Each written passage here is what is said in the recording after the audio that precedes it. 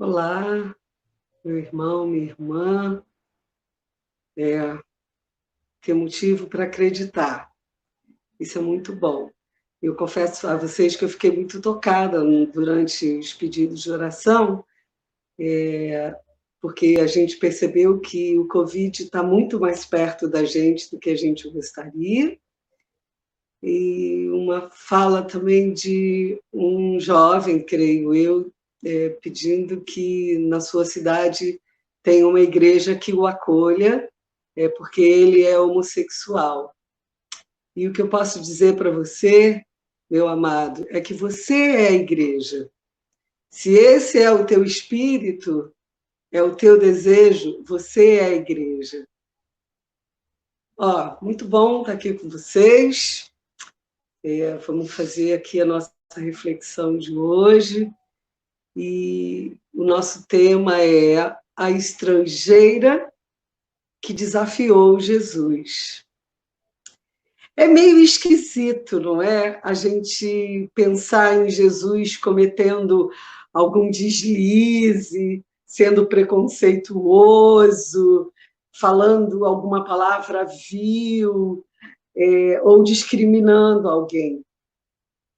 Só que a gente está falando do jovem Jesus, o Jesus histórico, o Jesus de Nazaré, que foi criado numa cultura judaico-patriarcal, e por mais sensível e especial que ele fosse, essa cultura judaico-patriarcal perpassava naturalmente pela sua vida, pela sua formação e pelo seu jeito de fazer as coisas.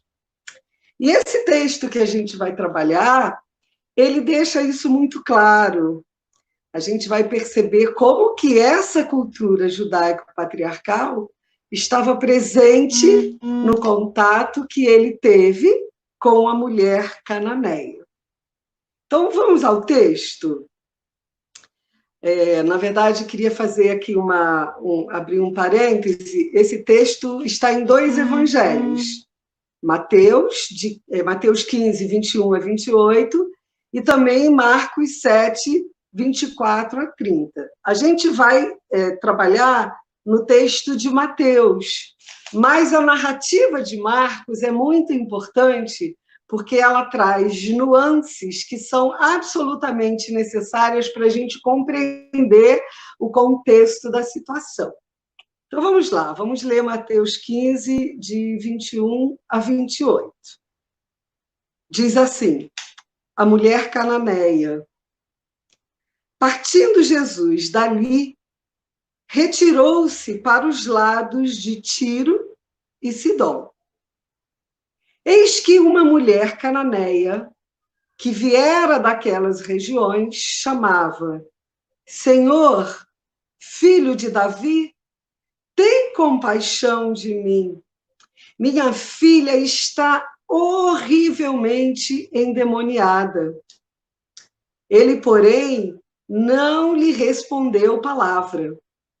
E os seus discípulos, aproximando-se, rogaram-lhe, despede-a, pois vem clamando atrás de nós. Mas Jesus respondeu, não fui enviado senão às ovelhas perdidas da casa de Israel. Ela, porém, veio e o adorou, dizendo, Senhor, socorre-me. Então, ele respondendo, disse-lhe, não é bom tomar o pão dos filhos e lançá-lo aos cachorrinhos. Ela, contudo, replicou, sim, Senhor, porém os cachorrinhos comem das migalhas que caem da mesa dos seus donos. Então Jesus lhe disse, ó mulher, grande é a tua fé, faça-se contigo como queres. E desde aquele momento, sua filha ficou sã. Vamos contextualizar esse texto. Esse texto, como eu falei, ele está no capítulo 15, ele trata de uma passagem de Jesus por Genezaré, onde alguns fatos muito importantes acontecem. Jesus estava lá, em Genezaré. O primeiro fato é: Jesus cura todos os habitantes daquela cidade. É o texto que diz. Se você quiser depois ver no capítulo 15, Jesus cura todos os habitantes, todas as pessoas enfermas, digamos, daquele lugar, não é? E aí, depois que isso acontece, os escribas e os fariseus que vieram de Jerusalém para ter um particular com ele, passam a inquirir Jesus da seguinte maneira: os seus discípulos não lavam as mãos antes de comer. Como é isso? E aí Jesus desconstruiu a tradição e a religiosidade dos escribas e fariseus, afirmando que o importante não é o que entra, é o que sai. O que sai é que contamina o homem.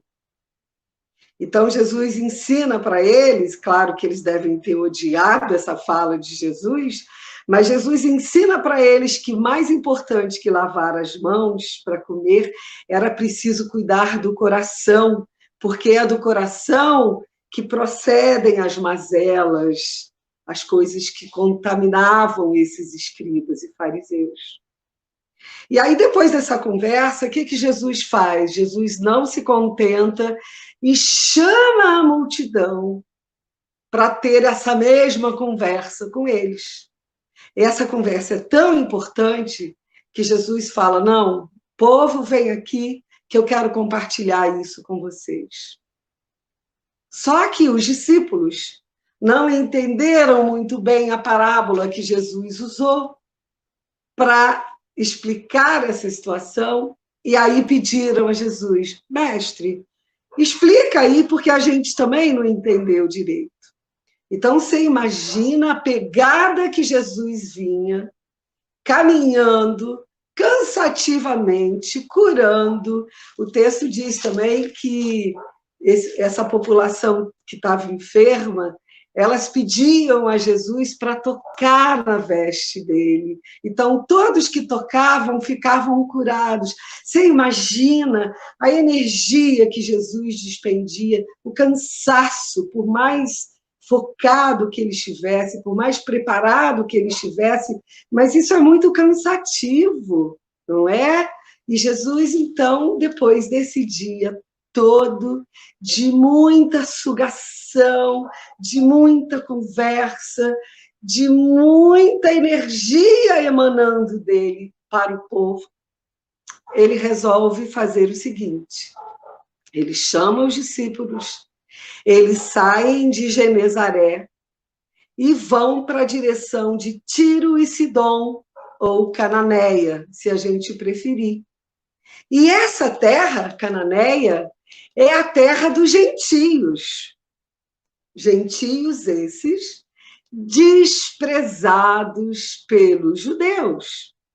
E eram desprezados tão fortemente que, olha que coisa, os judeus, lá naquela época, os mais ortodoxos, eles tinham o hábito, nas suas orações matinais e cotidianas, de orar assim, olha bem: bendito sejas tu, eterno, nosso Deus, Rei do universo, que não me fizeste gentio, que não me fizeste escravo e não me fizestes mulher.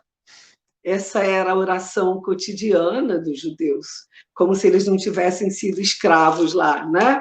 Por Faraó. Mas, enfim, abafa o caso. O texto de Marcos, então, vai dizer o seguinte: que Jesus não queria que ninguém soubesse que ele estava na cidade. Ele queria que abafasse o caso. Não fala para ninguém que eu estou aqui, eu preciso descansar. O texto não diz isso, mas eu prefiro fazer essa leitura. Ele realmente estava muito cansado, ele precisava descansar. E aí ele resolveu, então, entrar numa casa. E ao caminhar para essa casa, ele escuta alguém gritando, uma voz de mulher gritando: Senhor, filho de Davi, tem dó de mim, cura minha filha que está horrivelmente endemoniada. Repara que tratamento respeitoso que essa mulher teve para com Jesus. Ela era uma gentia, mas como gentia, ela reconheceu, quando chama Jesus de filho de Davi, ela deu esse título messiânico a Jesus, coisa que os judeus não davam. Os judeus não estavam nem aí para quem era Jesus, pelo contrário, queriam confrontá-lo o tempo todo, porque ele trazia ensinamentos que iam de encontro, batiam de frente com o que eles pregavam, com que a moral deles, a religiosidade deles pregava. Só que quando a mulher disse isso, Jesus ficou quieto. Jesus não falou nada. E aí os seus discípulos, que queriam sempre agradar a Jesus, disse para Jesus: Mestre, manda essa mulher embora. Manda ela embora, porque ela está atrapalhando a gente. Ela está te atrapalhando, mestre. Imagina, né? Para os discípulos, que petulância, uma mulher gentia, sozinha, nem judia ela era, vir clamar ao filho de Davi que curasse a sua filha, que estava endemoniada. Sabe o que Jesus falou? E nessa hora Jesus demonstrou todo o olhar xenofóbico dele, quando ele disse assim: eu fui mandado somente para as ovelhas perdidas de Israel. O que Jesus está falando? Fiquem tranquilos, porque eu só atendo os judeus. Mas a nossa irmã cananeia insistiu, se ajoelhou e, sem titubear, ela decretou: Senhor, socorre-me. E aí, nesse momento, que Jesus deveria acolhê-la, diante do respeito com que ela o tratou e diante da sua dor, Jesus foi mais inflexível ainda e respondeu à mulher: não é bom tomar o pão dos filhos e lançá-lo aos cachorrinhos. A resposta de Jesus foi sem compaixão, foi patriarcal e foi xenofóbica. Sabe por que Jesus respondeu isso para essa mulher? Porque os judeus, além de agradecer, né? Obrigada, porque eu não sou gentil, porque eu não sou escravo, porque eu não sou mulher, eles chamavam os gentios de cães. Sim, porque os judeus se achavam superiores porque eles tinham lei, eles tinham a lei de Moisés.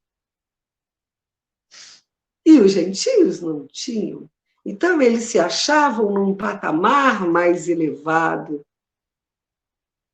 E aí, Jesus deixou a mulher desarvorada com essa resposta. Que resposta feia, Jesus, nosso irmão Primelvo. Que resposta feia. Mas essa mulher não se fez de rogada.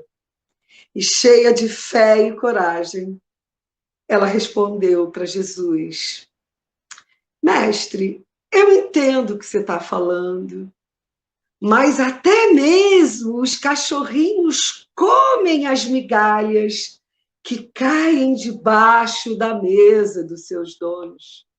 Olha que humildade. Ela ali se reconheceu. Tá bom, mestre, eu sei que eu sou uma cadela. Não tem problema, mestre.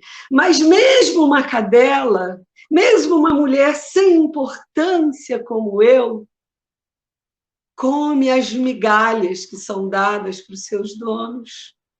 Que coisa linda! E nessa hora, é como se as escamas dos olhos de Jesus tivessem caído. E aí ele percebeu quão sem compaixão ele foi com aquela mulher, a mulher estrangeira.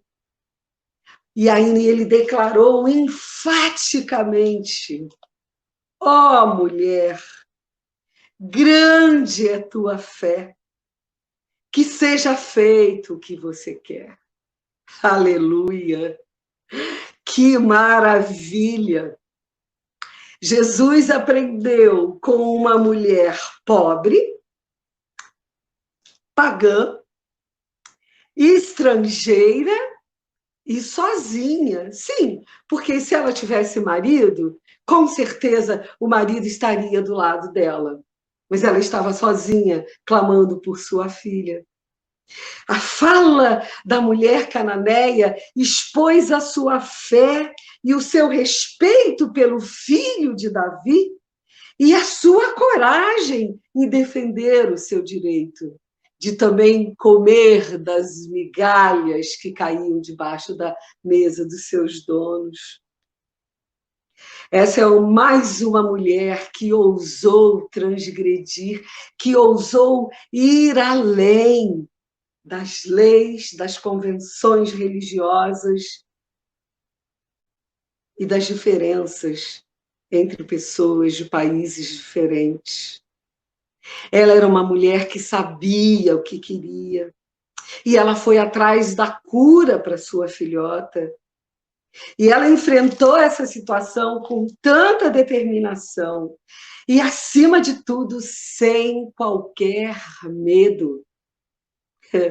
Aí eu me lembro de uma fala muito linda do Dom Pedro Casalgálida, que ele diz que o contrário da fé não é a dúvida, é o medo. É por isso que Jesus disse para ela: ó, mulher, grande é a tua fé.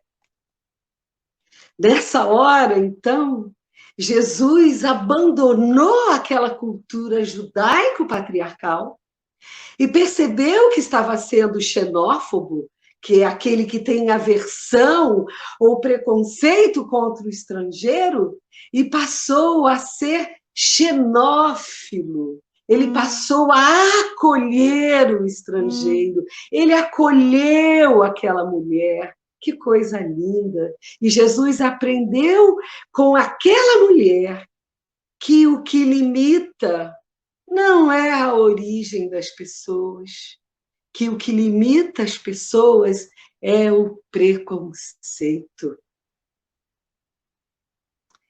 E aí, trazendo para hoje, nesses dias de tanto desrespeito aos diferentes, nesse dia de tanto desrespeito aos estrangeiros, às minorias, eu preciso me perguntar, você precisa se perguntar, como pergunta a Cora Coralina: eu sou um colo que acolhe? Um braço que envolve? Uma palavra que conforta? Um silêncio que respeita? Alegria que contagia? Lágrima que corre? Olhar que acaricia? Desejo que sacia? Amor que promove? Eu sou? Somos? Tomara que a fé da mulher cananeia nos contagie e que o medo passe longe de nós. Fé e medo não combinam.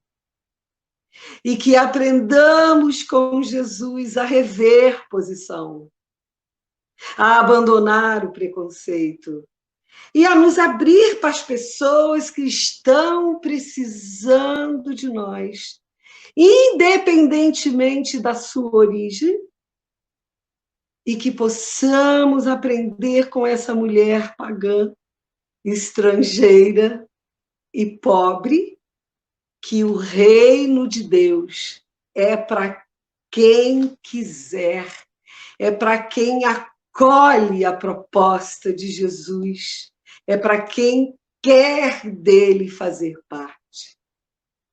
E que nesse tempo, que é divisor de águas da nossa vida, que nada mais vai ser como foi e está sendo, que a gente possa alargar a visão, que a gente possa ver o mundo com o grau certo, com os óculos no grau certo, para que a gente perceba qual é a nossa caminhada, o que temos feito até agora, e aprender com Jesus de Nazaré, que a gente tem muito mais a oferecer, e que grande pode ser a nossa fé. Que o Jesus de Nazaré, que o Jesus ressuscitado, que o Jesus, nosso irmão mais velho, possa te abençoar, que essa palavra possa calar fundo no teu coração, como cala no meu coração, para que, de fato, nós sejamos colo que acolhe, braço que envolve, palavra que conforta, silêncio que respeita, alegria que contagia, lágrima que corre, olhar que acaricia, desejo que sacia e amor que promove. Que Deus nos abençoe e que você possa estar pleno, plena da graça de Deus para continuar vivenciando toda essa experiência amorosa e dolorosa e esses dias duros e difíceis que temos passado. Mas Deus é presente, Deus está no meio disso tudo. E é assim que a gente vai aprendendo e crescendo e alargando a nossa fé. Que Deus nos abençoe.